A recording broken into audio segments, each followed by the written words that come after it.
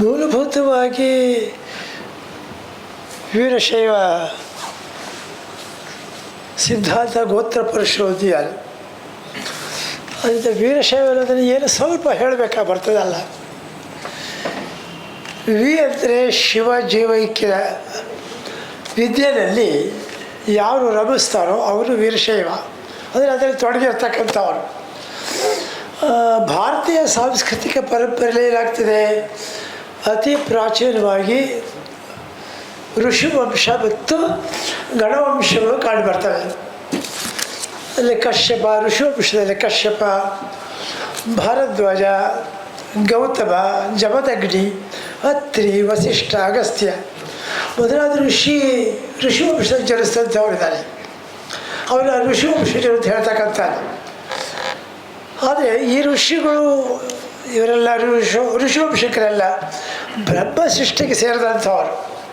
ಹೀಗಾಗಿ ಬ್ರಹ್ಮ ಸೃಷ್ಟಿಗೆ ಪೂರ್ವದಲ್ಲಿ ಮಾಡಿದ ಶಿವಸೃಷ್ಟಿ ಕುರಿತು ಒಂದು ವೀರಶೈವ ಸಿದ್ಧಾಂತ ಹೇಳ್ತಕ್ಕಂಥದ್ದು. ಬರ್ತಕ್ಕಂಥ ವೀರ, ನಂದಿ, ಭೃಂಗಿ, ವೃಷಭ ಹಾಗೂ ಸ್ಕಂದನ ಅಂತಕ್ಕಂಥವರು ಶಿವಗಣಗಳಿಂದ ಜನಿಸಿದಂಥವರು ಅಥವಾ ದೀಕ್ಷಿತರಾದ. ಈ ವೀರಶೈವರಿಗೆ ಗಣವಂಶದಿಂದ ಪ್ರಸಿದ್ಧರಾಗಿದ್ದಾರೆ. ಬ್ರಹ್ಮಸೃಷ್ಟಿಗಿಂತಲೂ ಪೂರ್ವದ್ದು ಶಿವಸೃಷ್ಟಿ ಇರ್ತಕ್ಕಂಥ ಮಾತು ಹೇಳ್ತಾರೆ. ಪರಶಿವ ತನ್ನ ಪಂಚಮುಖಗಳಿಂದ ನಂದಿ ಮುಂತಾದವರು ಸೃಷ್ಟಿದ ಬಗ್ಗೆ ಸಿದ್ಧಾಂಶಕ ಅವರು ನಿರೂಪಣೆ. ಅದರ ಒಂದು ಅಂಶ ಅಂದರೆ ಪರಶಿವ ಬ್ರಹ್ಮನಿಗೆ ಹೇಳಿದಂತೆ ಸೃಷ್ಟಿ ಮಾಡುವಂಥ, ನೀನು ಸೃಷ್ಟಿ ಮಾಡ. ಆಗ ಬ್ರಹ್ಮ ಹೇಳಿದಂತೆ ನಾನು ಮಾಡೋಕ್ಕಾಗಿಲ್ಲ ಅಂದಾಗ ಪರಶಿವನು ಹೇಳ್ತಕ್ಕಂಥ ರೀತಿಯಲ್ಲಿ ಬ್ರಹ್ಮನು ಕೂಡ ಅವನು ಹೇಳಿದ ಮೇಲೆ ಶಿವ ತಾನು ಕೊಟ್ಟಂಥ ನಿರ್ದೇಶನದ ಮೇಲೆ ಪೂರ್ತಿ ಮಾಡ್ತಾ ಇರ್ತಕ್ಕಂಥ ಮಾತಿದೆ.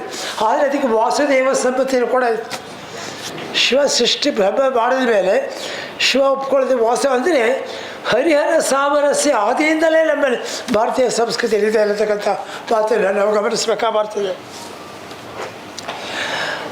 ಆದರೆ ವೀರಶೈವ ಸಿದ್ಧಾಂತ ದೃಷ್ಟಿಯಿಂದ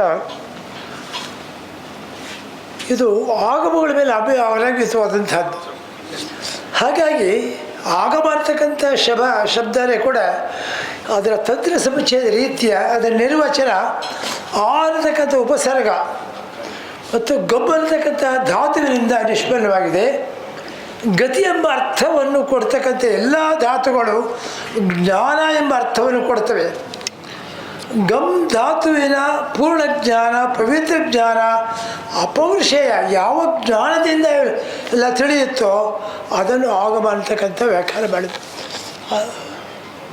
ಅದನ್ನು ನಾವು ಸಿಂಧು ಸಂಸ್ಕೃತಿಯ ನೆಲೆಯಲ್ಲೂ ಕೂಡ ಬರ್ತದೆ. ಇದನ್ನು ಹೇಳಬೇಕಾದ್ರೆ ಈ ನಿಶ್ಚಯ ಪ್ರಾಪ್ತಿಯನ್ನು ಉಪದೇಶಿಸ್ತಕ್ಕಂಥದ್ದು ವಾಚಸ್ಪತಿ ವಿಶ್ವ ತನ್ನ ವೈಶಾಲ್ಯದಲ್ಲಿ ಹೇಳ್ಕೊಂಡು ಬರ್ತಾನೆ. ವೇದಗಳಲ್ಲಿ ಸಂಹಿತೆಗಳೆಂದು ಹೆಸರಿದೆ. ಉಪಸರ್ಗ ಪೂರ್ವದ ಧಾತುವಿನಿಂದ ನಿಷ್ಪನ್ನವಾಗಿ ಅಂದರೆ ಕೂಡಿಸುವುದು ಸಂಕಲನ. ಸಂಹಿತೆಗಳು ಮತ, ವೈದ್ಯ, ಧರ್ಮ ಇತ್ಯಾದಿ ಜ್ಞಾನದ ವಿವಿಧ ಶಾಖೆಗಳ ಕ್ರಮಬದ್ಧ ಜೋಡಣೆ, ಕ್ರಮಬದ್ಧ ರಚನೆಗಳು. ಉಪನಿಷತ್ತುಗಳು ವೇದಗಳ ಸಾರ, ಋಗ್ವೇದ, ಯಜುರ್ಸಾಮವೇದ ಇತ್ಯಾದಿ ಹೇಳ್ತೀವಿ, ಇತಿಹಾಸ ಪುರಾಣ.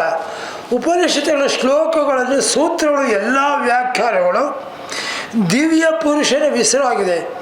ಬೃಹದಾರಣ್ಯಕ ಉಪನಿಷತ್ ನೋಡಿ, ಸೃಷ್ಟಿಕಾಲದಲ್ಲಿ ಪರಶಿವನು ಪರಮೋಚ್ಚ ಜ್ಞಾನವನ್ನು ಮಾನವ ಜನಾಂಗದ ಅಭ್ಯುದಯವನ್ನು ಯೋಗ್ಯದ ಮನಸ್ಸನ್ನು ಪ್ರೇರೇಪಿಸಿದ್ದರಿಂದ ಹೀಗಾಯಿತು.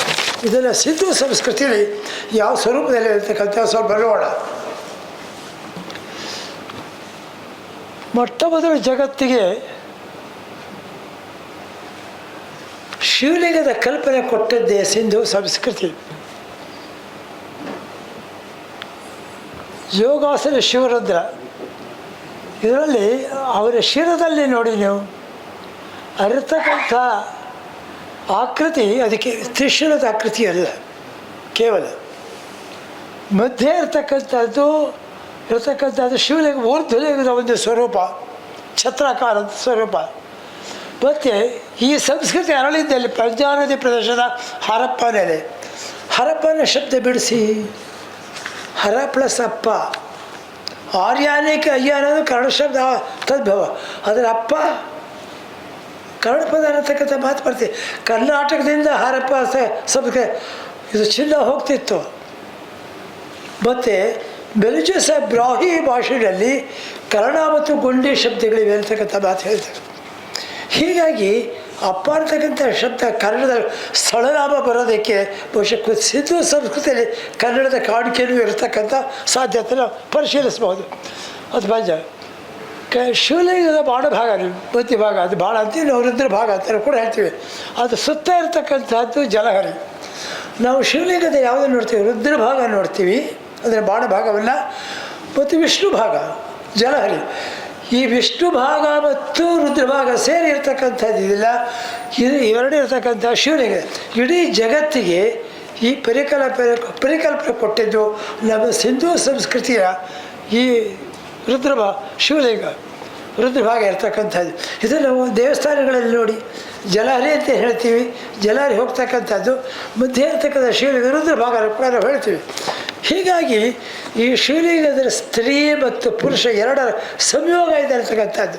ಅಂದರೆ ಶ್ರೀಪುರ ಸಂಯೋಗ ನಮ್ಮ ಭಾರತೀಯ ಸಂಸ್ಕೃತಿಯಲ್ಲೇ ಪೂರ್ತಿಯಾಗಿ ಮಿಳಿತವಾಗಿದೆ ಅಂತಕ್ಕಂಥದ್ದು.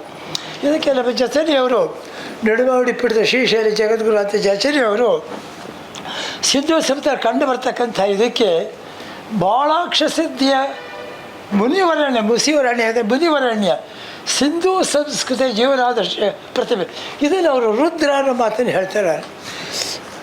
ಅಂದರೆ ಸಿಂಧೂ ಸಂಸ್ಕೃತಿಯಲ್ಲಿ ನಾವು ವೇದಗಳು ಕಾಣ್ತಾ ರುದ್ರನಿಗೆ ಹೆಚ್ಚು ಪ್ರಭಾವ ಕೊಡ್ತೀವಿ ನಾವು ದಿಟ. ಆದರೆ ಸಿಂಧೂ ಸಂಸ್ಕೃತಿ ರುದ್ರನಿಂದಲೂ ಕೂಡ ಅದು ಪ್ರಣೀತವಾಗಿದೆ. ಈ ರುದ್ರನ ಮಗ ವೀರಭದ್ರ, ರುದ್ರಸ್ಸ ತನೆಯೋರ ರುದ್ರ. ಆದ್ದರಿಂದ ವೀರಭದ್ರಲ್ಲಿ ಇದು ಪರಿಕಲ್ಪನೆ ಅಲ್ಲಿಂದ ಹುಟ್ಕೊಳ್ತಕ್ಕಂಥ ಮಾತನ್ನು ಹೇಳ್ತಾರೆ. ಇದನ್ನ ಸ್ಪಷ್ಟವಾಗಿ ಕಾಣ್ತಿದೆ ನೋಡಿ. ಮಧ್ಯಲ್ಲೇ ಇರ್ತಕ್ಕಂಥ ರುದ್ರಭಾಗ, ಸುತ್ತಲೂ ಹರಿಯತಕ್ಕಂಥ ನದಿ ಇದರಿಂದ ಅದು ವಿಷ್ಣು ಭಾಗ ಜಲಹರಿ. ಹೀಗಾಗಿ ಶಿವಲಿಂಗದ ಪರಿಕಲ್ಪನೆಯನ್ನು ಭಾಳ ಸ್ಪಷ್ಟವಾಗಿ ತೋರಿಸ್ತಕ್ಕಂಥದ್ದು ನಮ್ಮ ಸಿಂಧೂ ಸಂಸ್ಕೃತಿಯ ಒಂದು ವಿಶಿಷ್ಟ ಇದು ಭಾಗ ಅಂತಕ್ಕಂಥ ಯೋಚನೆ ಮಾಡೋದು. ಇಲ್ಲಿ ಇದು ಶಿವನ ಪಂಚಮುಖಗಳು ಅಂದರೆ ಕೈಲಾಸ ಮಾನಸರೋವರದಲ್ಲಿರ್ತಕ್ಕಂಥ ಈ ಪಂಚಮುಖಗಳಿಂದಲೇ ಸದ್ಯೋಜಾತ ಮುಖಗಳಿಂದಲೇ ಈ ಋಷಿಗಳು ಉತ್ಪನ್ನವಾಗಿರ್ತಕ್ಕಂಥ ಮಾತನ್ನು ನಾವು ಕಾಣ್ತೀವಿ. ಪಂಚಮುಖಗಳಿಂದ ಇದರಲ್ಲಿ ಎರಡರಿಂದ ಗೋತ್ರ ವೀರಶೈವ ಪ್ರಣೀತವಾದಂಥ ಗೋತ್ರ ಪುರುಷರು ಉಂಟು ಮತ್ತು ಬ್ರಹ್ಮಸೃಷ್ಟಿಯ ಗೋತ್ರಗಳುಂಟು. ನಮ್ಮ ಯತಿರಾಜ ಸಂಪತ್ಕುಮಾರ್ ಮೇಲುಕೋಟೆಯಲ್ಲಿ ಸ್ವಾಮಿಗಳಾಗಿದ್ದರು. ಅವರ ಮೊಕ್ಕ ನಮ್ಮ ಮಲ್ಲೇಶ್ವರದಲ್ಲಿತ್ತು. ಅವರು ಎಷ್ಟು ವೈಶಾಲ್ಯತೆ ಇದೆ ಅಂತಂದರೆ ಒಬ್ಬ ಸಾಮಾನ್ಯರು ಕೂಡ ಎಷ್ಟು ಮಟ್ಟಿಗೆ ಇದು ಮಾಡ್ತಿದ್ರು. ಈ ಗೋತ್ರ ಹೇಳಕ್ಕೆ ಮುಂಚೆ ಆದರೆ ಹೇಳ್ತಾರೆ. ಒಂದು ಸಂದರ್ಭ ಅಲ್ಲಿ ಮೊಕ್ಕ ಹೋಗಿದ್ದೆ ಅವ್ರು ನೋಡಲಿಕ್ಕೆ. ಆವಾಗ ಹೆಣ್ಣು ಮಗಳು ಮತ್ತು ತನ್ನ ಭಕ್ತಿ ನಿವೇದನೆ ಮಾಡಿ ಅವ್ರು ಕೊನೆ ಪ್ರಸಾದ ಕೊಡ್ತಕ್ಕಂಥ ಸಂದರ್ಭದಲ್ಲಿ ಬಾಳೆಹಣ್ಣು ಕೊಟ್ಟರು. ಆಕೆ ಹಿಂದಕ್ಕೆ ತಂದು ಕೊಟ್ಟರು. ಸ್ವಾಮೀಜಿ ಇದು ಕೊಳತು ಹೋಗಿದೆ. ತಕ್ಷಣ ಅವರು ಕ್ಷಮೆ ಕೋರಿ, ಇವತ್ತೊಂದು ದೊಡ್ಡ ಮನುಷ್ಯಕ್ಕೆ ಕ್ಷಮೆ ಕೋರಲಿ, ಎಲ್ಲ ಪ್ರಶ್ನೆ ಕ್ಷಮೆ ಕೋರಿ ಅವ್ರು ಹೋದ್ಮೇಲೆ ಕೇಳಿ, ಸ್ವಾಮೀಜಿ ಆಕೆ ಭಕ್ತಿ ಕೊಟ್ಟರೆ ನೀವು ಕ್ಷಮೆಯಾಗಿ ಕೋರಿದ್ದೀವಿ. ಏನು ಹೇಳಿದ್ರೆ ಗೊತ್ತಾ? ನೋಡಪ್ಪ, ನಾನು ಯಾವ ಮನಸ್ಸಲ್ಲಿ ಕೊಡಬೇಕಾಗಿತ್ತು. ಆಕೆ ಒಬ್ಬ ಭಕ್ತಿಯಾಗಿ ಬಯಸ್ತಕ್ಕಂಥದ್ದು ಶುಭವನ್ನು ಬಯಸ್ತಾಳೆ. ಆ ಶುಭ ಕಾರ್ಯಕ್ಕೋಂಥ ಸಂದರ್ಭ ನಾವು ಕೊಡಬೇಕಾಗಿ. ಆದ್ದರಿಂದ ಅಂಥ ಬಾಳೆಹಣ್ಣು ಹೋಗಬಾರ್ದು. ಅದನ್ನು ಕ್ಷಮೆ ಕೋರಿ ನಾನು ಬೇರೆ ಇದು ಕೊಟ್ಟು. ಇದು ಒಬ್ಬ ಗುರುವಿನಲ್ಲಿ ಕಂಡು ಬರ್ತಕ್ಕಂಥ ಮಹಾವೈಶಿಷ್ಟ್ಯ. ಅಂಥ ವೈಶಿಷ್ಟ್ಯದ ನೆಲೆಯಲ್ಲಿ ಅವರು ಗೋತ್ರದ ಬಗ್ಗೆ ಅವರು ಹೇಳ್ತಕ್ಕಂಥದ್ದು ಅಂದರೆ, ಗೋತ್ರ ಎಂದರೆ ತಾನು ಹುಟ್ಟಿದ ವಂಶದ ಮೂಲ ಪುರುಷನ ಹೆಸರು. ಯಾವ ಋಷಿ ವಂಶದಲ್ಲಿ ಹುಟ್ಟಿದನೋ ಅವನ ಹೆಸರಿನೇ ಅದರಲ್ಲಿ ಒಂದು ಮನೆತನ ಅಂತಕ್ಕಂಥದ್ದು. ಮುಂದೆ ಪ್ರವರ ಬರ್ತಿದ್ದಾರೆ. ಪ್ರವರ ಆಯಾ ವಂಶದಲ್ಲಿ ಬಂದ ಪ್ರಸಿದ್ಧರಾದ ತಮ್ಮ ತಾತ ಮುತ್ತಾತಂದಿರ ಹೆಸರು. ಅವರಿಂದ ಕೆಲವು ತಲೆಮಾರುಗಳು ಬಿಟ್ಟು ಇನ್ನೊಬ್ಬ ಪ್ರಸಿದ್ಧರಾದವರ ಹೆಸರು. ಅವರು ಸರ್ವ ವಿಷಯಗಳೇ ಪ್ರಸಿದ್ಧರಿರಬೇಕು. ಆ ರೀತಿ 3 ಅಥವಾ 5 ಹೆಸರನ್ನು ನೆನೆಸಿಕೊಂಡು ಹೇಳುವುದು ಹೇಳಿದರೆ ಅದು ಜ್ಞಾನವಂತರಾದ್ದರಿಂದ ಅವರನ್ನು ಋಷಿ ಎನ್ನುವುದು, ತ್ರಯರ್ಷೇಯ ಪಂಚಾರ್ಷೇಯ ಅಂದರೆ ಆ ಪ್ರಸಿದ್ಧರಂಥ 3 ಜನಕ್ಕೆ ಗುರುತಿಸ್ತಕ್ಕಂಥ ಐದು ವಿದ್ವಾಂಸ ಗುರುತು ಹೇಳ್ತಕ್ಕಂಥದ್ದು ಗೋತ್ರಗಳು ಹೇಳ್ಕೊಳ್ತಕ್ಕಂಥ ಅಂಶ ಅನ್ನೋ ಮಾತಲ್ಲಿ ಹೇಳ್ತಾರೆ. ಸೂತ್ರ ಅಂತಕ್ಕಂಥದ್ದು ವೇದ ಧರ್ಮ ತಿಳಿಯಲು ಆಚರಿಸಬೇಕಾದ ಅನೇಕ ಸೂತ್ರಗಳಿವೆ. ಆಪಸ್ತಂಭ, ಅಶ್ವಲಾಯನ, ಇತ್ಯಾದಿ ದ್ರಾಮಾಯ ಸೂತ್ರ ಇತ್ಯಾದಿಗಳು ಹೇಳ್ಕೊಂಡು ಬರ್ತಾರೆ.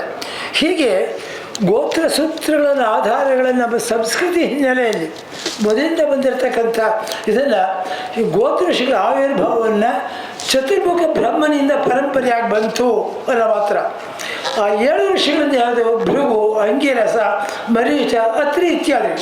ಅದರಲ್ಲೇನಾಗತ್ತೆ ಈ ವಂಶಗಳು ಹೇಳ್ತಕ್ಕಂಥ ಮೂಲ ಪುರುಷಗಳು ಹೇಳುವಾಗ ಜಮದಗ್ನಿ, ಭಾರದ್ವಾಜ, ಗೌತಮ, ಪುತ್ರಿತ ಕೆಲವೊಂದು ರಿಪೀಟ್ ಆಗ್ತಾರೆ ಅದೇ ವಂಶದಲ್ಲಿ ಮತ್ತೆ. ಹೀಗಾಗಿ ಈ ಋಷಿ ವಂಶಗಳು ಹೇಳ್ತಕ್ಕಂಥದ್ರಲ್ಲಿ ನಮ್ಮ ಪರಂಪರೆ ಹೀಗೆ ಉತ್ತಮರಿಂದ ವಿದ್ವಾಂಸರಿಂದ ಪುಣ್ಯವಂತರಿಂದ ಬಂದಿದೆ ಅಂತಕ್ಕಂಥ ಮಾತಕ್ಕೆ ಇದನ್ನು ಅವರು ಹೇಳ್ಕೊಂಡು ಬರ್ತಾರೆ. ಹೀಗಾಗಿ ಬ್ರಹ್ಮ ಸೃಷ್ಟಿಯಲ್ಲೂ ಕೂಡ ಗೋತ್ರದ ಈ ಅಂಶಗಳು ಕಂಡು ಬರ್ತವೆ. ಹಾಗೆ ಶಿವ ಸೃಷ್ಟಿಯಲ್ಲೂ ಕೂಡ ವೀರಶೈವ ಸಿದ್ಧಾಂತ ನಮಗೆ ಕಂಡು ಬರ್ತದೆ. ಇದರಲ್ಲಿ ಸೂತ್ರದಲ್ಲಿ ಬರ್ತಕ್ಕಂಥದ್ದಂದರೆ ಪೂಜಾ ಕರ್ಮಗಳನ್ನು ಅವರವರ ಆಚರಣೆ ಪದ್ಧತಿಯಲ್ಲಿ ವಿವರಿಸ್ತಕ್ಕಂಥ ಗ್ರಂಥಗಳು ಸೂತ್ರಗಳು. ವೈದಿಕ ಪರಂಪರೆ ಈ ಬಗ್ಗೆ ವಿವರಗಳು ಬೋಧಾಯನ ಆಪಸ್ತಂಭಗಳು ಬಂದರೆ ವೀರಶೈವದಲ್ಲಿ ಏನು ಬರ್ತದೆ ವೀರ, ನಂದಿ, ಭೃಂಗಿ, ವೃಷಭ ಮತ್ತು ಸ್ಕಂದ ಪಂಚಗೋತ್ರಗಳಲ್ಲಿ ವೀರಶೈವರಿಗೆ ಕ್ರಮ ಬರ್ತದೆ. ಅದರಲ್ಲಿ ವೀರಗೋತ್ರಕ್ಕೆ ಪಡಿಬಿಡಿ ಸೂತ್ರ ಮತ್ತು ವೀರಶೈವ ಅಂತ ರಮಾಪುರಿ ಪೀಠಕ್ಕೆ ಸಂಬಂಧಪಟ್ಟಂಥದ್ದು. ಹಾಗೆ ಉಜ್ಜಯಿನಿ ಪೀಠಕ್ಕೆ ಸಂಬಂಧಪಡ್ತಕ್ಕಂಥ ವೃಷ್ಟಿ ಸೂತ್ರ, ಹಾಗೆ ನಮ್ಮ ಕೇದಾರ ಪೀಠಕ್ಕೆ ಲಮ್ಮನ ಸೂತ್ರ, ಶ್ರೀಶೈಲ ಪೀಠಕ್ಕೆ ಬುತ್ತಾಗಚಕ ಸೂತ್ರ, ಕಾಶಿಗೆ ಪಂಚವರ್ಣ ಸೂತ್ರ ಅಂತ ಹೇಳ್ಕೊಂಬರ್ತಾರೆ.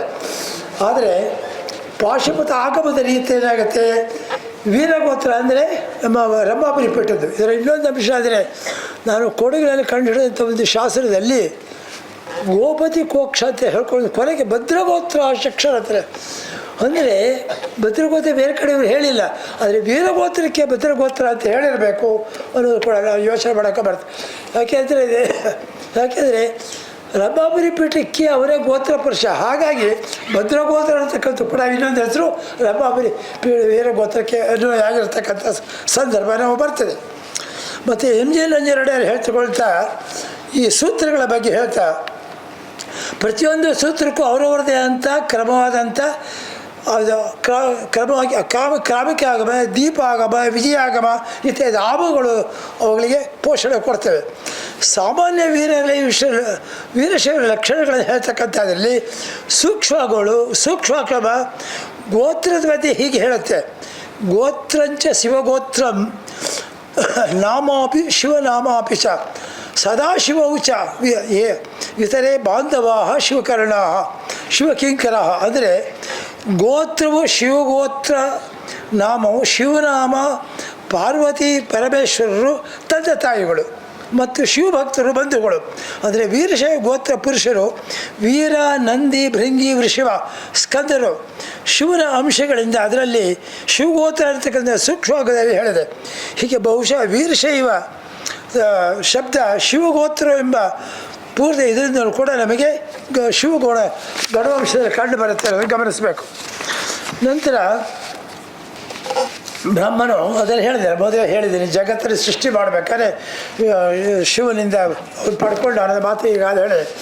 ಗೋತ್ರ ಎಂದರೆ ಭಾಷಾ ದೃಷ್ಟಿಯಿಂದ ತನ್ನ ವಂಶದ ಅತ್ಯಂತ ಮೂಲ ಋಷಿ ಎಂದರ್ಥ. ತನ್ನ ಬುಡಕಟ್ಟಿನ ಅತ್ಯಂತ ಮೇಧಾವಿ ಋಷಿ ಎನ್ನಬಹುದು. ಅಂದರೆ ಬುಡಕಟ್ಟಿಗೆ ಎಷ್ಟು ಮೌಲ್ಯ ಇತ್ತು ಅನ್ನೋದು ಗಮನಿಸಬೇಕು. ನಾವೆಲ್ಲ ಬುಡಕಟ್ಟಿನಿಂದ ಬಂದಿರೋರು. ಇವತ್ತು ಎಷ್ಟೇ ಇದಾದರೂ ಕೂಡ ನಾವು ಬುಡಕಟ್ಟನ್ನು ಬರಿತೀವಿ ನಾವು ಮೊದಲೇ. ಅಂದರೆ ಪ್ರವರ ಎಂದರೆ ಆ ಗೋತ್ರದ ಋಷಿಯ ಸಂತಾನವಾಗಿ ಹುಟ್ಟಿ ಜ್ಞಾನ ಭಂಡಾರದ ಆಕಾರದಲ್ಲಿ ಸಾಕಷ್ಟು ಅಧ್ಯಯನ ಮಾಡಿ ಪ್ರಸಿದ್ಧನಾದವರು ಅವಳು. ಇನ್ನೊಂದು ಅರ್ಥ ಬಾಲಕುರಂಬ ತನ್ನ ತಂದೆಯ ಗುರುಕುಲದಲ್ಲಿ ಆಶ್ರಮದ ಕಾರಣಾಂತರದಿಂದ ಅಧ್ಯಯನ ಮಾಡುವಾಗ ಬೇರೆ ಋಷಿ ಆಶ್ರಮಕ್ಕೆ ಗುರುಕುಲದಲ್ಲಿ ಅಧ್ಯಯನ ಮಾಡಿ ಅಲ್ಲಿ ಪ್ರಸಿದ್ಧ ವ್ಯಕ್ತಿ ಆದರೆ ಮಾತ್ರ ಅವನ ಹೆಸರು ಅಲ್ಲಿ ಪ್ರವರ ಋಷಿಯಾಗಿ ಬರ್ತಕ್ಕಂಥ ಸಾಧ್ಯ ಆಗುತ್ತೆ ಅನ್ನೋ ಮಾತು ಬರ್ತದೆ. ಇದು ವೀರಭದ್ರ ದೃಷ್ಟಿಯಿಂದ ಗೋತ್ರದ ದೃಷ್ಟಿಯಿಂದ ವೀರಭದ್ರ ಪುತ್ರ ವೀರಶಿವನ ಅಂತಕ್ಕಂಥ ಹೆಸರಿತ್ತು. ವಿಷ್ಣು ತನ್ನ ಕಣ್ಣ ತಾವರೆಯನ್ನು ಅರ್ಪಿಸಿದ ಬೇರೆ ನಮ್ಮ ಶರ್ಭೋಪನಿಷದಲ್ಲಿ ಮಾತು ಬರ್ತಿದೆ. ಯೋ ವಾಮಪಾದಾರ್ಚಿತ ವಿಷ್ಣು ನೇತ್ರ ತಸ್ಮೈ ದದಾತಿ ಚಕ್ರವತಿಯೋ ರುದ್ರಾಯಾಸ್ತು. ಅಂದರೆ ದಕ್ಷಯಜ್ಞವಾದ ಮೇಲೆ ವೀರಭದ್ರ ಮಹಾಕೋಪ ಇರ್ತದೆ. ಆ ಕೋಪವನ್ನು ತಪ್ಪಿಸ್ಬೇಕಾದ್ರೆ ವಿಷ್ಣು ತನ್ನ ನೇತ್ರಕವನ್ನು ಅರ್ಪಿಸ್ತಾನೆ. ಅಂದರೆ ಆ ನೇತ್ರಗಳು ಅರ್ಪಿಸ್ತಕ್ಕಂಥ ಸಂದರ್ಭ ಜನಪದದಲ್ಲಿ ಹೇಗೆ ಬಂದಿರುತ್ತೆ ಹೇಳ್ತೀವಿ. ಅರ್ಪಿಸಿದಾಗ ನಾವು ರುದ್ರ ಕೋಪ ತವಿಯುತ್ತೆ ಅಂತ ಹೇಳ್ತಾರೆ. ಅಂಥ ವಿಷ್ಣು ನೇತ್ರ ಇಡೀ ಕರ್ನಾಟಕದಲ್ಲಿ ಅವರು ಎಡಪಾದಕ್ಕೆ ಅರ್ಪಿಸಿದಂಥ ವಿಷ್ಣುವಿನ ಸಂಕೇತ ಕೊಡಗಿನ ಮ್ಯೂಸಿಯಮ್ನಲ್ಲಿರ್ತಕ್ಕಂಥ ವೀರಭದ್ರ ಕಾಲಿನಲ್ಲಿ ನಮ್ಗೆ ಕಂಡು ಬರ್ತದೆ. ಮತ್ತು ಇದನ್ನು ಕೂಡ ನಾವು ಹಲ್ಮಿಡಿಯಲ್ಲಿ ನಾವು ವೀರಭದ್ರ ವಾರ್ಷಿಕೋತ್ಸವದಲ್ಲಿ ಕೊಂಡ ಹಾಯತಕ್ಕಂಥ ಸಮಯದಲ್ಲಿ ವೀರಭದ್ರನ ಪಾದದಿಂದ ಒಂದು ಕಮಲದ ಮುಗ್ಗನ್ನು ಇಟ್ಟು ಆ ಸೂತ್ರವನ್ನು ತೆಗೆದು ಕೊಂಡದ ಹತ್ರ ತರ್ತಾರೆ. ಕೊಂಡ ಹಾಯಕ್ಕೆ ಮುಂಚೆ ಒಳಗಡೆ ಒಂದು ಕುಂಭದಲ್ಲಿ ಅದನ್ನಿಟ್ಟು ಕೊಂಡದ ಒಳಗಡೆ ಇಡ್ತಾರೆ. ಕೊಂಡ ಹಾಯ್ದ ನಂತರ ಬೆಂಕಿಯಿಂದ ತೆಗೆದಾಗ ಆ ಮೊಗ್ಗು ಕಂದಿರಲ್ಲ ಅರಳಿರ್ತದೆ. ಈ ಹರಡಿದಂಥ ಪ್ರಸಾದವನ್ನು ಎಲ್ಲರಿಗೂ ಹಂಚ್ತಾರೆ. ಅದರ ಅರ್ಥ ಏನಾಯಿತು? ನೇತ್ರವನ್ನು ಕೊಟ್ಟಂಥ ವೀರಭದ್ರ ಇದನ್ನು ಈ ಪ್ರಸಾದವನ್ನು ಈ ಪರಂಪರೆ ವಿಷ್ಣು ನೇತ್ರವನ್ನು ಅರ್ಪಿಸಿದಂಥ ಪರಂಪರೆ ಕನ್ನಡದ ಮೊಟ್ಟ ಮೊದಲ ಶಾಸ್ತ್ರ ಸಿಕ್ಕಿದಂಥ ಹಲ್ಮಿಡಿಯಲ್ಲಿ ಇವತ್ತು ವೀರಭದ್ರನ ಆರಾಧನೆಯಲ್ಲಿ ಆ ಸೂಚನೆ ಕೊಡ್ತಾರೆ. ಹೀಗೆ ಜನಪದದಲ್ಲಿ ಆ ಸಿಂಧೂ ಸಂಸ್ಕೃತಿ ಬಂದಂಥ ಸಂದರ್ಭ ಇವತ್ತು ಕೂಡ ನಡ್ಕೊಂಡ್ಬಂದಿರತಕ್ಕಂಥದ್ದು. ಇತ್ತೀಚೆಗೆ ಕಂಡು ಬಂದಿದೆ. ಅದು ಶಿಲ್ಪ ಸ್ವರೂಪದಲ್ಲಿ ನಮ್ಮ ಕೊಡಗಿನ ಮ್ಯೂಸಿಯಮ್ನಲ್ಲಿ ವೀರಭದ್ರ ಶಿಲ್ಪ, ಆ ಶಿಲ್ಪ ಹೇಳ್ತಕ್ಕಂಥದ್ದು ನಮ್ಮ 1985 ಬಂದಂಥ BN ಸತ್ಯಜ್ಞವರ ಕೊಡಗು ಜಿಲ್ಲಾ ಕನ್ನಡ ಗೆಜೆಟಿಯರ್ನಲ್ಲಿ ಚೋಳ ಪ್ರತಿಷ್ಠಾ ವೀರಭದ್ರ ಕಾವೇರಿ ಪ್ರತಿಷ್ಠಾಪನೆ ಆಗ್ತದೆ. ಬಹುಶಃ ಆ ವೀರಭದ್ರ ಶಿಲ್ಪ ಇವತ್ತಲ್ಲಿ ಇರತಕ್ಕಂಥ ಒಂದು ಸಾಧ್ಯತೆ ಕೂಡ ಇರ್ಬೋದು. ಇರಲಿ, ಏನೇ ಆಗಲಿ, ವೀರಭದ್ರನಿಗೆ ಒಂದು ಕಣ್ಣನ್ನು ಅರ್ಪಿಸ್ತಕ್ಕಂಥ ನೇತ್ರಕದ ಚಿಹ್ನೆಯನ್ನು ಅಲ್ಲಿ ಇವತ್ತು ನಾವು ಕಂಡುಬಾರ್ದು. ಅಂದರೆ ಜನಪದ ಉಳಿಸ್ಕೊಂಡು ಬಂದಿದೆ. ನಾವು ದೊಡ್ಡವರು ಉಳಿಸ್ಕೊಂಡು ಬರ್ತೇವೆ. ಜನಪದ ಆ ಶಿಲ್ಪದಲ್ಲಿ ಉಳಿಸ್ಕೊಂಡು ಬಂದಿರತಕ್ಕಂಥದ್ದು ಈ ಸಂದರ್ಭದಲ್ಲಿ ನಿಮ್ಮ ಗಮನಕ್ಕೆ ತರ್ತೀವಿ. ಇರಲಿ, ಇನ್ನು ಪಂಚಸಾಧಾಕ್ಯಗಳು ಬರ್ತಾ ಈ ಸದಲ್ಲಿ ವೀರಶೇತಾದಿದೆ. ಪರಶಿವನಲ್ಲಿ ಅಡಗಿದಂಥ ಪರಾಶಕ್ತಿ ನಾದರೂಪ, ಅದು ಬಿಂದು ರೂಪ, ನಾದ ಬಿಂದು ರೂಪದಲ್ಲಿರ್ತಕ್ಕಂಥದ್ದು ಆದಿಶಕ್ತಿಯಲ್ಲಿ ಬರೀ ಅವರಲ್ಲೇ ಸೇರಿಕೊಳ್ಳಲ್ಲ. ಯಥಾಪ್ರಕ ಸ್ತ್ರೀ ಪ್ರಾರಂಭದಲ್ಲಿ ಕೊಡ್ತಾರೆ ನಮ್ಮಲ್ಲಿ. ಆದಿಶಕ್ತಿಯಲ್ಲಿ ಸೇರಿ ಶಿವತತ್ವದ ಉದಯವಾಗುತ್ತೆ. ಅಂದರೆ ಹೆಣ್ಣಿಲ್ಲದೆ ಇದ್ದರೆ ಇದಿಲ್ಲ, ಎರಡು ಸಮಯ ಆಗಲೇಬೇಕು ಅಂತಕ್ಕಂಥದ್ದು ಅದು ಉದಯ ಆಗ್ತದೆ. ಅದೇ ಶಿವ ಸಾಧಾಕ್ಯ ಅಂತಕ್ಕಂಥದ್ದು. ಶಿವ ನಿರ್ಗುಣ, ಸದಾಶಿವ ಸಗುಣ. ಸದಾಶಿವನ ಸಾಧಿಕ್ಯ ನೆನೆಸಿದ್ದು ಅದು ಧ್ಯಾನ ಪೂಜಾದಿಗಳಿಗೆ ಕಾರಣವಾಗ್ತದೆ. ಶಿವ ನಾದರೂಪ, ಸದಾಶಿವ ಬಿಂದು ರೂಪ. ನಾದ ಬಿಂದುಗಳ ರೂಪ ಒಂದಾಗಿ ನಮಗೆ ಅದು ದೃಶ್ಯವಾಗುತ್ತೆ. ಅದೃಶ್ಯ ಬಗೆ 5 ಸಾಧಾಕ್ಯಗಳಲ್ಲೂ 2 ಅದೃಶ್ಯ, 3 ದೃಶ್ಯ. ಶಿವ ಸಾಧಾಕ್ಯದಲ್ಲಿ ಶಾಂತತೀತ ಕಲೆ ಇರುತ್ತೆ ಕೂಡಿದ್ದು, ಪರಾಶಕ್ತಿ ಜನ್ಯ. ಅದು ಪ್ರಸನ್ನ ಸೂಕ್ಷ್ಮವಾಗಿರುತ್ತೆ, ವಿದ್ಯುತ್ ಪ್ರಭಾನ್ವಿತ. ಅದರಿಂದ ಅದೇ ಅಮೂರ್ತ ಸಾಧಾಕ್ಯದಲ್ಲಿ ಶಾಂತಿ ಕಲೆಯನ್ನು ಕುಡಿದು ಆದಿಶಕ್ತಿ ಜನ್ಯವಾದದ್ದು. ಮೂರ್ತ ಸಾಧಾಕ್ಯದಲ್ಲಿ ಇಚ್ಛಾಶಕ್ತಿ ಜನ್ಯ ಮತ್ತು ಕರ್ತು ಸಾಧಾಕ್ಯದಲ್ಲಿ ಜ್ಞಾನಶಕ್ತಿ ಜನ್ಯ. ಕರ್ಮ ಸಾಧಾಕ್ಯ ಅಂದರೆ ಹೀಗೆ ಸ್ತ್ರೀ ಪರವಾದದ್ದು ನಮ್ಮ ನಿಶ್ಚಿತ ಜೊತೆಲಿ ಕ್ರಿಯಾಶಕ್ತಿ ಮೂಲಕ ಯಾವುದು ಹೋಗ್ತೀವಿ ಆ ಜನ್ಯವಾದದ್ದು ಪರಶಿವ ಪ್ರೀತಿಯಾದದ್ದು ಅಂತಕ್ಕಂಥ ಮಾತನ್ನು ನಾವು ಗಮನಿಸಬೇಕಾಗುತ್ತೆ. ಇನ್ನು ಕಾರಣಾಭಾಗದಲ್ಲಿ ಏನು ಹೇಳ್ತೇವೆ? ಕ್ರಿಯಾಪದ ಪ್ರಥಮ ಪದದಲ್ಲಿ ಶಾಂಭವ ವ್ರತ ಪ್ರತಿವೆ ಕೌಶ್ರೇಷ್ಠಾತಿ. ವೀರಶೈವಕ್ಕೆ ಶಾಂಭವ ವ್ರತ, ಶಾಂಭವ ವ್ರತಕ್ಕೆ ಶಿರೋವ್ರತ ಅಂತ ಕೂಡ ಉಂಟು. ಆಗಲೇ ಹೇಳಿದೆ, ಶಿವ ರುದ್ರ ಪಶುಪತಿ ತಲೆ ಮೇಲೆ ಇರ್ತಕ್ಕಂಥ ಇದು ತಿರ್ಯಕ್ಸ್ ಮೇಲುಗಡೆ ಇರ್ತಕ್ಕಂಥ ರುದ್ರಕನ್ಯರು ಅಂತ ಜಚಡಿಯವರು ಇದು ಮಾಡ್ತಾರೆ. ಮತ್ತು ಅವರು ಆ ಅಶ್ವತ್ಥ ವೃಕ್ಷದಲ್ಲಿ ರುದ್ರ ಪಶುಪತಿ ಇರ್ತಕ್ಕಂಥದ್ದು. ಇದು ತಿರ್ಯಕ್ ಸ್ಥಿತಿ. ಇದು ಅವರ ಕಿರೀಟವನ್ನು ಅವನೇನು ಮಾಡ್ತಾರೆ, ತಿರ್ಯಕ್ ಸ್ಥಿತಿಯಲ್ಲಿ ಇಟ್ಟಾಗ ಅಡ್ಡಡ್ಡಾಗಿ ಇಟ್ಟಾಗ ಈ ಸ್ವರೂಪದಲ್ಲಿ ಬರ್ತದೆ. ಅದನ್ನೇ ನೀವು ಲಂಬಾಕಾರವಾಗಿ ಇಡಿ, ಏನು ಆಕಾರ ಬರ್ತದೆ, ಓಂಕಾರ ಸ್ಥಿತಿ ಕಾಣ್ತದೆ ನಮಗೆ. ತಿರ್ಯಕ್ ಸ್ಥಿತಿಯಲ್ಲಿ ಹಾಗಿಟ್ಟಾಗ ಓಂಕಾರ ಸ್ವರೂಪಿಯಲ್ಲಿ ಕಂಡು ಬರ್ತಕ್ಕಂಥದ್ರಿಂದ ನಟವರ್ಜ ಅವರು ಭಾಳ ಚೆನ್ನಾಗಿ ಹೇಳ್ತಾರೆ. ಸಿಂಧೂ ಸಂಸ್ಕೃತಿಯ ಇದರಲ್ಲಿ ಕ್ರಿಯಾಯೋಗದ ಚಿಹ್ನೆ ಇದೆ ಮುದ್ರೆಯಲ್ಲಿ. ಶಿವನಲ್ಲಿ ಕ್ರಿಯಾಯೋಗದ ಮುದ್ರೆ ಅವನು ಶಿರೋವೇಶದಲ್ಲಿ ಕಂಡು ಬರುತ್ತೆ. ಅದನ್ನು ಶಿರೋವೇಶ ಅದನ್ನು ನಾವು ಲಿಂಗದಲ್ಲಿ ನೋಡಿ ಒಳಗಡೆ ಸೋಮಸೂತ್ರ ಕಾಣುತ್ತೆ, ಮಧ್ಯೆ ಊರ್ಧ್ವಲಿಂಗನೂ ಇದೆ, ಸೋಮಸೂತ್ರ ಅಂತಕ್ಕಂಥದ್ದು ನಾವು ಇದರ ಲಿಂಗದಲ್ಲಿ ಕಂಡು ಬರುತ್ತೆ. ಈ ಸೋಮಸೂತ್ರದ ಎರಡೂ ಲೆಕ್ಕ ಕೆಳಗಡೆ ನೋಡಿ, ಲಿಂಗದ ಸ್ವರೂಪ ಅದು ಅಕ್ಕಪಕ್ಕ ಹೋಗ್ತಕ್ಕಂಥದ್ದು ಈ ಶಿರೋವೇಶದ ಈ ಮೂರು ಭಾಗ ಇರ್ತಕ್ಕಂಥದ್ದು. ಹೀಗಾಗಿ ಸಿಂಧೂ ಸಂಸ್ಕೃತಿಯ ಸ್ವರೂಪ ಇವತ್ತಿನವರೆಗೂ ಕೂಡ ಹರಿದು ಬಂದಿರತಕ್ಕಂಥದ್ದು ನಮ್ಮ ಭಾರತೀಯ ಸಂಸ್ಕೃತಿ ಔನ್ನತ್ಯ. ಹಾಗಾಗಿ ನಾವು ಯಥಾ ಪ್ರಕಾರ ಕೈಲಾಸೇಶ್ವರ ಇದರಲ್ಲಿರ್ತಕ್ಕಂಥ ರುದ್ರಕನ್ನಿಕೆ ಏನಂತಾರೆ ಜಚರಿಯವರದೇ ರುದ್ರಕನ್ನಿಕೆಯವರು ಸಪ್ತಮಾರಿಕೆ ಇದೆ. ವೀರಭದ್ರೋ ಮಹಾತೇಜ ಅಂತೂ ಸನ್ನಿಭ ರುದ್ರಣ ಮಾತೃಾಭಿರಕ್ಷಕ ಅಂತಾರೆ. ಅಂದರೆ ಮಾತೃಗಳೇ ರಕ್ಷಣೆ ಮಾಡ್ದವರು ಅಂತ. ನೀವೆಲ್ಲ ದೇವಸ್ಥಾನಗಳು ಹೋಗಿ ಸಪ್ತಮಾತೃಕೆ ಅಲ್ಲಿ ಆರಂಭದಲ್ಲಿ ವೀರಭದ್ರ ಹೇಳ್ತಾರೆ, ಸಪ್ತಮಾತೃಕೆ ರಕ್ಷಕ ಅಂತಕ್ಕಂಥ. ಇದು ಸಂಸ್ಕೃತಿ, ಸಿಂಧೂ ಸಂಸ್ಕೃತಿ ಬಂದಂಥ ಸ್ಫೂರ್ತಿ. ಹೆಣ್ಣನ್ನು ರಕ್ಷಣೆ ಮಾಡಬೇಕಾದವನು. ಆಕೆ ಅನಾಥೆ ಅಲ್ಲ, ಆಕೆ ಶಕ್ತಿನೇ. ಆದರೆ ಆಕೆಗೆ ರಕ್ಷಕರಾಗಿರ್ಬೇಕಂತವರು ಇವರು ಪುರುಷರಾಗಿರ್ಬೇಕು. ಅದ್ರ ಜೊತೆಗೆ ನಾವು ಅಲ್ಲಿ ವೀರಭದ್ರ ಸಪ್ತಮಾತೃಕೆ ಸಾಲಿನಲ್ಲಿ ವೀಣೆಯನ್ನು ಇಟ್ಕೊಂಡಿರ್ತಾರೆ. ಅವ್ರನ್ನ ಆದಶಕ್ತಿ ಇರತಕ್ಕಂಥವ್ರು. ಹಾಗೆ ಹೆಣ್ಣು ಮಕ್ಕಳನ್ನು ರಚಿಸೋದು ಅಲ್ಲದೆ ರಕ್ಷಣೆ ಮಾಡ್ಕೊಳ್ತ ಕೆಲಸನೂ ಕೂಡ ಹೌದು ಅಂತಕ್ಕಂಥ ಕಲ್ಪನೆ ನಮಗೆ ಅಲ್ಲಿ ಕಂಡು ಬರ್ತದೆ. ಇದರ ಕೆಳಗಡೆ ಇದು ಶಿರವೇಶದ ಇನ್ನೊಂದು ರೂಪ ಅಷ್ಟೇ. ಮತ್ತು ಲಿಂಗೋದ್ಭವರು ಅಂತಕ್ಕಂಥದ್ದು ಯಾತಕ್ಕಾಗಿ ಹೇಳ್ತೀವಿ ಅಂದರೆ, ಅವರು ವಿದ್ಯಾವಂತರು ಅಷ್ಟೇ ಅಲ್ಲ, ಪರಮ ಸಾತ್ವಿಕರು, ಹಾಗೆ ಅಥವಾ ಪರಮ ಶುಭ್ರರು. ಅದರಿಂದ ಅಯೋನಿಜನಲ್ಲಿ ಎಲ್ಲ ಶಕ್ತಿಯೂ ಇರ್ತಕ್ಕಂಥವ್ರು. ಆದ್ದರಿಂದ ಅವರು ನಮ್ಮಲ್ಲಿ ಋಷಿಮನೆಗಳಿಗೆ ತಮ್ಮಲ್ಲಿರ್ತಕ್ಕಂಥ ಒಂದು ವಿಶಿಷ್ಟ ಶಕ್ತಿಯಿಂದ ಅವರು ಶ್ರುತಿಗಳಿಂದ ವೇದಗಳನ್ನು ಏನು ಮಾಡಿದ್ರು, ಅದೇ ರೀತಿ ಇವರಲ್ಲಿ ಇದರಿಂದ ಅವರು ಲಿಂಗೋದ್ಭವರು ಅಂತಕ್ಕಂಥ ಮಾತು. ಲಿಂಗೋದ್ಭವ ಕೇವಲ ಭೌತಿಕವಾಗಿ ತಗೊಳ್ತಕ್ಕಂಥದ್ದಲ್ಲ, ಅವ್ರು ಹೇಳೋದಕ್ಕೆ ವಿಶೇಷ ಶಕ್ತಿ ಕಾರಣ ಅವ್ರಿಗೆ ಲಿಂಗೋದ್ಭವರು ಅಂತ ಹೇಳ್ತೀವಿ. ಇಲ್ಲ, ಇದು ಪರಶಿವ ಪುಗೋದ್ಭವರಾದಂಥ ಶಿವಾಗಮಗಳು 28ರಲ್ಲಿ 10 ಆಗಮಗಳು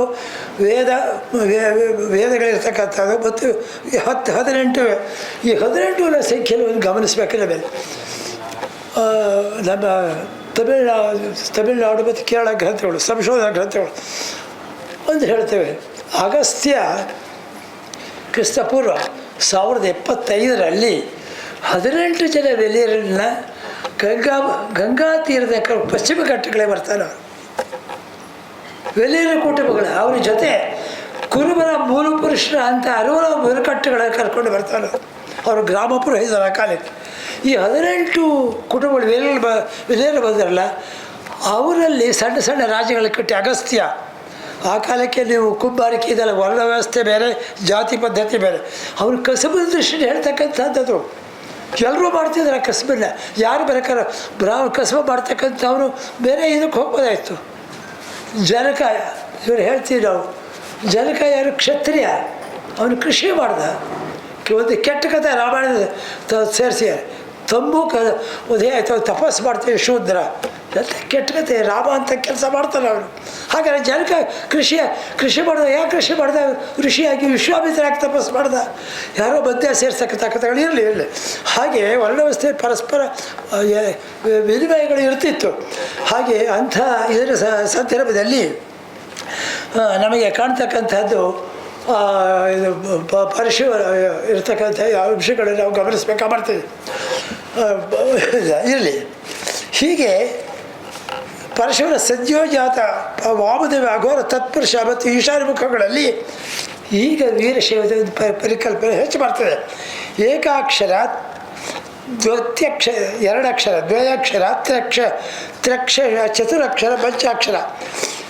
ಅದಾದ ನಂತರ ಏಕವಕ್ತ್ರ, ದ್ವಿವಕ್ತ್ರ, ತ್ರಿವಕ್ತ, ಚತುರ್ವಕ್ತ, ಪಂಚಮುಖ ಇದರತಕ್ಕಂಥ ಇದರ ತ್ರೇತಾಯುಗ ಕೃತಿಯುಗ ಹೇಳ್ಕೊಂಡು ಬರ್ತಾರೆ. ಅಂದರೆ ಇದರ ಅರ್ಥ ಆ ಯುಗ ಅಂತಕ್ಕಂಥ ಬಹಳ ಇದರಥ ನಮ್ಮ 7,000 ವರ್ಷದ ವಿಷಯಗಳಲ್ಲ, ನಿರ್ದಿಷ್ಟ ಕಾಲಮಾನಕ್ಕೆ ನಮ್ಮವ್ರು ಕೊಟ್ಟಂಥ ಆರೋಪಿಸಿದಂಥ ವೈಶಿಷ್ಟ್ಯ ಅಷ್ಟೇ ಅದು.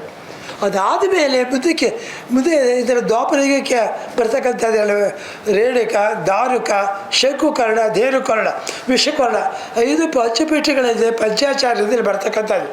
ಲೇಟೆಸ್ಟ್ ಸ್ಟೇಜ್ಗಳು ಅವೆಲ್ಲ ಆಯಾ ಯುಗಕ್ಕೆ ನಮಗೆ ಕೊಟ್ಟವರು ಅದಕ್ಕೆ ವೈಶಿಷ್ಟ್ಯ ಕೊಟ್ಟು ಹೇಳ್ತಕ್ಕಂಥ ಒಂದು ಕಾಲಮಾನಗಳಷ್ಟೇ ಅವು. ಇದಾದ ಮೇಲೆ ಶಿವಾಗಮೋಕ್ತ ವೀರಶೈವವನ್ನು ನಾವು ಇದು ಮಾಡಿದಾಗ ಮತಾಚಾರ್ಯರು ಸದ್ಯೋಜಾತ ಮುಖೋದ್ಭವರಾದ ಕಾರಣ ರೇಣುಕಾರಾದರು.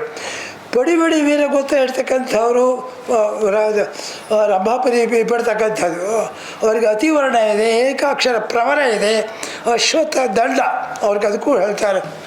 ಆಚಾರ್ಯ ಹೆಸರು ಹೇಳ್ತಕ್ಕಂಥ ರೇವಣಾನಂದ ಮೊದಲು ಬರಬೇಕು, ಅದು ಏಕಾಕ್ಷರದ್ದು. ಅದಾದ ಮೇಲೆ ಎರಡನೇದಿರ್ತಕ್ಕಂಥದ್ದು ಬರಳೆ ಉದ್ಯೈನಿ ಇರತಕ್ಕಂಥ ಅದು ನಂದಿ ಗೋತ್ರ. ಅದಾದಮೇಲೆ 3ನೇದು ಅಘೋರ, ಏಕೋರಾಮರದ್ದು ಕೇದಾರ ಬೃಗಿದು. ಅದಾದ ಮೇಲೆ ಪಂಡಿತಾರಾಧ್ಯ ಶ್ರೀಶೈಲ ಪೀಠಕ್ಕೆ ಸಂಬಂಧಪಟ್ಟ ಪುಚ್ಛ.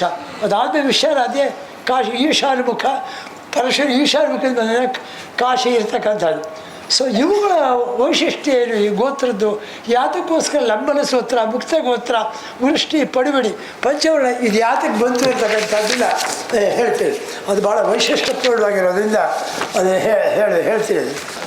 ಈ ಸೂತ್ರ ಹೇಳ್ತಕ್ಕಂಥದ್ದು ರೇಣುಕ ಗಣೇಶ್ವರ ಆಂಧ್ರದ ಕೊಲ್ಲಿಪಾಕೆಯಿಂದ ಏಕಾಕ್ಷರದ ಹೇಳ್ತಾ ಇದ್ದಾನು. ಸೋಮೇಶ್ವರ ಲಿಂಗದಿಂದ ಲಿಂಗದ ಅವತರಣ ಅಂತಕ್ಕಂಥ ಮಾತಲ್ಲಿ ಹಾಗೆ ಹೇಳೋದಲ್ಲ. ಅವರು ಭಾಳ ಪವಿತ್ರರು ಅಂತ ಮಹಿಮಾನಿತರಿರ್ತಕ್ಕಂಥದ್ದರಿಂದ ಲಿಂಗದಿಂದ ಇದು ಅವತರಿಸ ಅಂತ ಮಾತು. ವೀರಶೈವ ಸಿದ್ಧಾಂತವನ್ನು ಋಷಿ ಮನೆಯಲ್ಲಿ ಉಪದೇಶಿಸುವ ಸಲುವಾಗಿ ಕೃತಯುಗದಲ್ಲಿ ಏಕಾಕ್ಷರ ಶಿವಾಚಾರ್ಯರಿಂದ ಸ್ಥಾಪಿತ ಮಲಯಾಚಲದ ಅಗಸ್ತ್ಯಾಶ್ರಮಕ್ಕೆ ಹೋಗಿ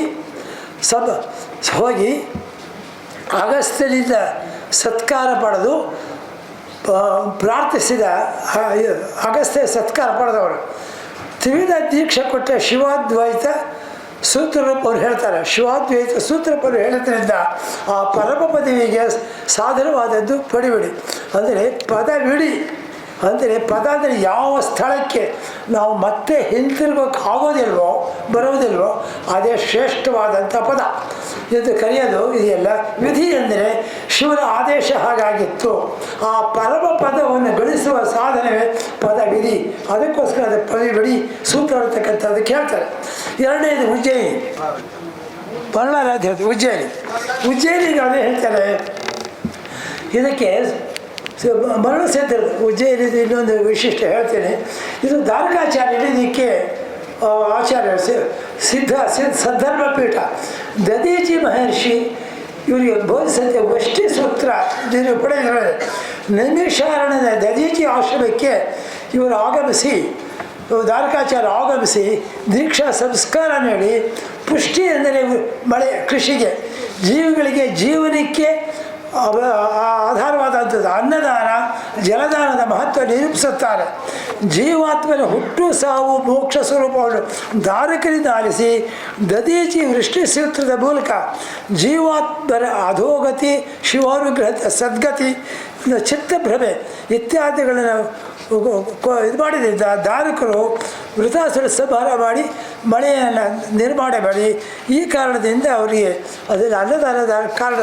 ಈ ಅಂಶ ಇನ್ನೊಂದು ಅಂಶ ಅಂದರೆ ಧಾರಕ ಉಜ್ಜಯಿನಿ ಇದ್ದದ್ದು ಮೊದಲು ಮಧ್ಯಪ್ರದೇಶದ ಉಜ್ಜಯಿನಿಯಲ್ಲಿ ಅದು ಫೋಟೋ ಇತ್ತು ಎಲ್ಲ ನೋಡಿ ಹೇಳ್ತಾರೆ. ಮಧ್ಯಪ್ರದೇಶದಿಂದ ಸಿದ್ದೇಶ್ವರ ಲಿಂಗ ಅಂದರೆ ಕ್ಷಿಪ್ರಾ ನದಿ ಪಕ್ಕದಲ್ಲಿರ್ತಕ್ಕಂಥ ಪೀಠ ಅದು.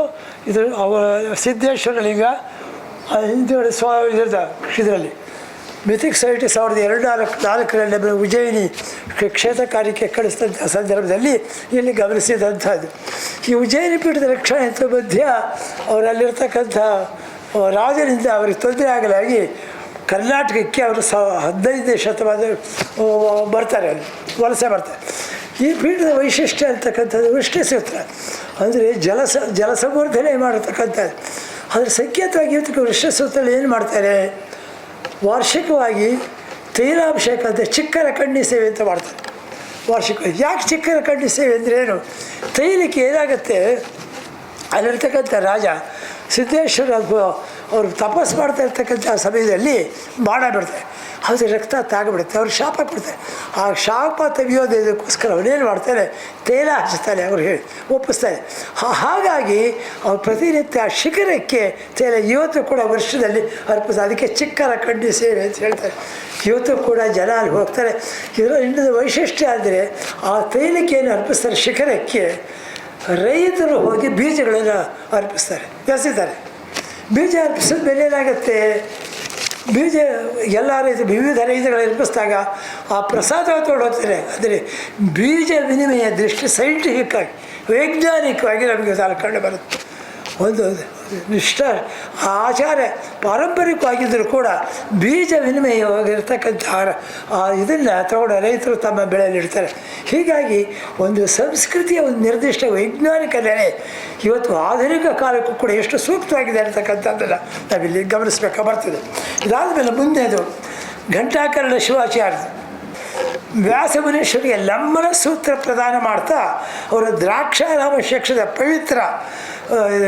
ಪವಿತ್ರ ಕ್ಷೇತ್ರಕ್ಕೆ ಹೋಗಿ ಅಲ್ಲಿ ಸದಾಶಿವರಿಂದ ಬೋಧನೆಯನ್ನು ಶಿವಸ್ವರೂಪ ಪ್ರತಿಪಾದಿಸ್ತಕ್ಕಂಥ ಲಂಬನವನ ಸೂತ್ರವನ್ನು ಅವ್ರು ಹೇಳ್ಕೊಡ್ತಾರೆ. ಅಂದರೆ ಯಾತಕ್ಕೆ ಲಂಬನ ಸೂತ್ರ ಅಂತ ಕರೀತಾರೆ, ಇದಕ್ಕೆ ಅಲ್ಲಿ ಜಲಸಂಧರ್ಭದ ಕಾರಣ ವೃಷ್ಟಿಶ್ರಿತ ಅಂತ ಕರೆದ್ರು, ಅಲ್ಲಿ ಪದ ನಿಮಿತ್ತ ಪಡಿಬಡಿ ಅಂತ ಕರೆದ್ರು. ಇಲ್ಲಿ ಯಾತಕ್ಕೆ ಲಂಬನ ಸೂತ್ರ ಅಂತ ಕರೀತಾರೆ, 36 ತತ್ವಗಳಿಂದ ಈ ಇದನ್ನ ವಿಶ್ವವನ್ನು ಅತ್ಯತಿಷ್ಠಾತ ಶಾಂಗುಲ ಇತ್ಯಾದಿ ಶ್ರುತಿ ವಾಕ್ಯಗಳಿಂದ ಎಲ್ಲ ಸೂತ್ರಗಳನ್ನು ಹೊಂದಿದ್ದರಿಂದ ಎಲ್ಲ ಜ್ಞಾನ ಒಂದೇ ಲಂಬವಾಗಿ ಪ್ರತಿಪಾದಿಸ್ತಕ್ಕಂಥದ್ದಾದ್ದರಿಂದ ಅದಕ್ಕೆ ಲಂಬನ ಸೂತ್ರ ಅಂತಕ್ಕ 36 ತತ್ವಗಳು ಹೇಳೋದ್ರಿಂದ ಅದಕ್ಕೆ ಲಂಬನ ಸೂತ್ರ. ಅಂದರೆ ಪ್ರತಿಯೊಂದು ಸೂತ್ರಕ್ಕೆ ಅರ್ಥಗರ್ಭಿತವಾಗಿ ನಾವು ಜನ ಮಾಡೋದು. ಮತ್ತು ಧೇನುಕರ್ಣ ಶ್ರೀಶೈಲ ಪೀಠಕ್ಕೆ ಸಂಬಂಧಪಟ್ಟದ್ದು. ಅದು ಈ ಧೇನುಕರ್ಣ ಗಣೇಶ್ವರರು ಶ್ರೀಶೈಲ ಮಲ್ಲಿಕಾರ್ಜುನದಿಂದ ಮಾಡಿದವರು ಸಾನಂದ ಋಷಿ ಆಶ್ರಮಕ್ಕೆ ಆಗಮಿಸ್ತಾರೆ. ಅಲ್ಲಿ ಮುಕ್ತಿಮುಚ್ಚ ಸೂತ್ರ ಅಂದರೆ ಆ ಸೃಷ್ಟಿಯ ಎಲ್ಲ ಅಂಶಗಳನ್ನು ಶಿವಶಕ್ತಿ ವಿಷಯದ ತತ್ವಗಳನ್ನು ಮುತ್ತುಗಳಿಂದ ಕೂಡಿ ಮುಕ್ತಾಗುಚ್ಛ ಆಯಿತು. ಆದ್ದರಿಂದ ಎಲ್ಲ ಪೃಥ್ವಿ ತತ್ವಗಳ ಮೂಲಕ ಪೃಥ್ವಿ ಅಭೂರೂಪವಾಗಿದ್ದರಿಂದ ಆರೋಪವಾಗಿದ್ದರಿಂದ ಅದನ್ನು ಮುಕ್ತಿಗುಚ್ಛ ಪುತ್ರ ಅಂತ ಕರೀತಾರೆ ಅಂತ ಹೇಳ್ತಾರೆ. ಹೀಗೆ ಪ್ರತಿಯೊಂದು ಅರ್ಥಕ್ಕೂ ಅರ್ಥವತ್ತಾಯ. ಮತ್ತು ಕೊನೆಯದು ದ್ವಾಪರದಲ್ಲಿ ವಿಶ್ವಕರ್ಣ ಅಂದರೆ ಕಾಶಿಪೀಠ, ಅಲ್ಲಿ ಕಾಶಿ ವಿಶ್ವೇಶ್ವರ ಲಿಂಗದಿಂದ ವೀರೇಶ್ವರ ಸಂಸ್ಥಾಪನಾಚಾರ್ಯ ಅವತರಿಸಿ ಅಲ್ಲಿ ಕಾಶಿ ಪ್ರಾರ್ಥನೆ ಸಲ್ಲಿಸ್ತಾರೆ. ಅಲ್ಲಿ ಸಂಸ್ಕಾರ ನೀಡಿ ದೀಕ್ಷಿತ ನೀಡಿ ಪವಿತ್ರವಾಗಿ ಅದರ ಜ್ಞಾನವನ್ನು ಕೊಡ್ತಾರೆ. ಅಂದರೆ ದೂರ್ವಾಸನಿಗೆ ದೂರ್ವಾಸನಿಗೆ ಬಹಳ ಕೋಪ, ಆ ಕೋಪ ಹಬ್ಬಕ್ಕೆ ಜ್ಞಾನ ಬೇಕು ಕಣಪ್ಪ ಅಂಥೇಳಿ ಜ್ಞಾನ ಕೊಟ್ಟಿದ್ದರಿಂದ ಅದು ಜ್ಞಾನ ಸಿಂಹಾಸನ ಅಂತ ಆಗುತ್ತೆ. ಹೀಗೆ 5 ಸಿಂಹಾಸನಗಳಿಗೆ ತಮ್ಮದೇ ಅಂತ ಇದನ್ನು ಕೊಟ್ಟು ಇದರಿಂದ ಈ ವೀರಶೈವ ಪ್ರೇರಿತವಾದಂಥ ಇದನ್ನು ಸಂತತಿ ಹೇಳ್ತಾರೆ. ಇದಾದ ಮೇಲೆ ಗೋತ್ರನಾಮದ ಬಗ್ಗೆ ಕೆಲವು ಅಂಶಗಳಿದೆ, ಈಗಾಗಲೇ ಹೇಳಿದ್ದೀನಿ. ಹೀಗೆ ಗುರುಕೃಪೆಯಿಂದ ಶಿಕ್ಷೆ ಅದರ ಪೂರ್ವದ ಜಾತ್ಯಾದಿಗಳನ್ನು ವಿಚಾರ ಸಂಕೀರ್ಣ ಗುರು ಹಸ್ತದಿಂದ ಹುಟ್ಟಿದ ಬಳಿಕ ಅಪ್ರಾಕೃತ ಭಕ್ತರಿಗೆ ಜನ್ಮ ಜಾತ್ಯಾದಿಗಳು ಕಲ್ಪಿಸಲಾಗೋದಿಲ್ಲ. ಆದರೆ ಅದು ಜಾತೀಯತೆವಾದವು ವೀರಶೈವದಲ್ಲಿ ಇದ್ದು ವರ್ಣಗಳಿಗೆ ಅವಕಾಶವಿಲ್ಲ ಅನ್ನೋ ಮಾತನ್ನು ಅದನ್ನು ಹೇಳ್ತಾರೆ. ಶಿವಾಗಮಗಳು ಪಂಚಮುಖಗಳಿಂದ ಹೇಳಿದ್ದೀನಿ. ಮತ್ತು ವೀರಶೈವದಲ್ಲಿ ಲಿಂಗಧಾರಣ ಸ್ಥಳಗಳು ಉತ್ತಮಾಂಗೇ ಗಲೆ ಮತ್ತು ಕ್ಷೇತ್ರದ ಇದರಲ್ಲಿ ನಿತ್ಯಂ ಸಾವಧಾನೇನ ಧಾರಣೀಯತೆ. ಉತ್ತಮಾಂಗನಿಗೆ ಅಂದರೆ ಆಗಲೇ ಹಣೆ ಪಟ್ಟಿಯಲ್ಲಿ ನೀವು ನೋಡಿರಬೇಕು.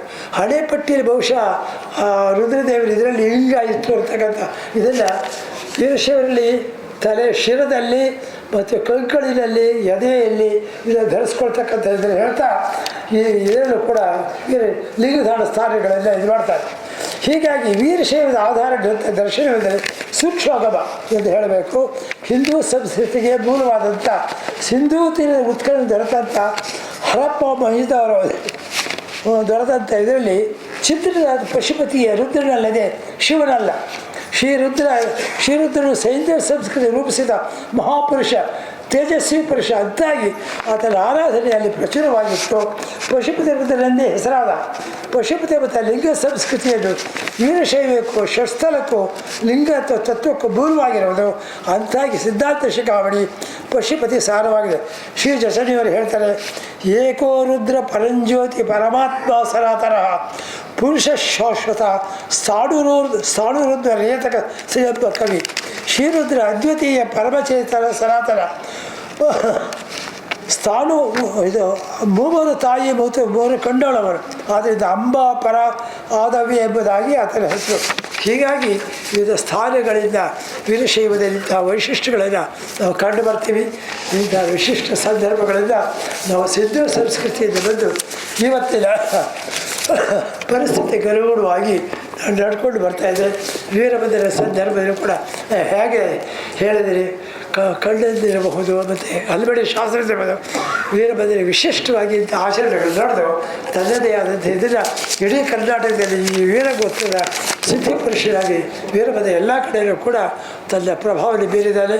ಹಾಗೆ ನಮ್ಮ ಇದು ಪ್ರಾಣಕಾಲದ ವೀರಭದ್ರ ಇಲ್ಲಿರಬಹುದು. ಮತ್ತು ನಮ್ಮ ಮೈಸೂರು ಮ್ಯೂಸಿಯಂನಲ್ಲಿ ಅವನಿಗೆ 32 ದ್ವಾತ್ರಿಂಶದ ಅಂತಕ್ಕಂಥದ್ದು, ಅವರಿಗೆ 32 ಹಸ್ತ ಇರ್ತಕ್ಕಂಥ ಅಲ್ಲಿ ಇವನ ರುದ್ರಕೋಪ ಸಭ ಜಟಾಯಿಂದ ಬಂದಿದ್ದರಿಂದ ಆ ಜಟಾ ಸ್ವರೂಪದ ಇರ್ತಕ್ಕಂಥ 32 ಕೈಗಳ ವೀರಭದ್ರ ನಮಗೆ ಮ್ಯೂಸಿಯಂನಲ್ಲಿ ಕಂಡು ಬರುತ್ತೆ. ಹೀಗೆ ವಿಶಿಷ್ಟ ಶಿಲ್ಪಗಳು ಕೂಡ ಅವನು ಇಡೀ ಕರ್ನಾಟಕದಲ್ಲಿ ಕಂಡು ಬರುತ್ತೆ. ಇಂತಹ ವೀರಭದ್ರ ವೀರಶೈವದ ಒಂದು ವಿಶಿಷ್ಟ ಪುರುಷ ಅಂತ ಹೇಳ್ತಕ್ಕಂಥ ವೀರಶೈವ ಸಾವಿರ ನೆಲೆಯಿಂದ ನಾವು ಕಂಡು ಹಿಡ್ಕೊಂಡು ಸಾಕಬೇಕು. ಹೀಗಾಗಿ ಇಂತಹ ಸಂದರ್ಭವೆಲ್ಲ ಒದಗಿಸಿಕೊಟ್ಟಂತಹ ಮತ್ತು ತಾಳ್ಮೆಯಿಂದ ಕೇಳಿದ ತಮ್ಮೆಲ್ಲರೂ ಕೂಡ ನನ್ನ ಅಭಿನಂದನೆ ಸಲ್ಲಿಸ್ತಾ ಇಂಥ ಜ್ಞಾನಕ್ಕೆ ವಿಸರಣೆಗೆ ನಮ್ಮ ಶಾಮನಾಥ ಕುಮಾರಿ ಅವರ ಅಣ್ಣನ ದತ್ತಿ ಇಟ್ಟು ಇದಕ್ಕೆ ಅವಕಾಶ ಮಾಡಿಕೊಟ್ಟು ಫಿಸಿಕ್ಸ್ ಇಟ್ಟು ಇಂಥ ಅವಕಾಶ ನಾವು ಒದಗಿಸಿಕೊಟ್ಟು ಅದಕ್ಕೂ ಕೂಡ ಕೃತಜ್ಞ ನಿಮ್ಮೆಲ್ಲರಿಗೂ ವಂದಿಸುತ್ತಾ ನನ್ನ ಮಾತನ್ನು ಮುಗಿಸ್ತೀನಿ. ನಮಸ್ಕಾರ.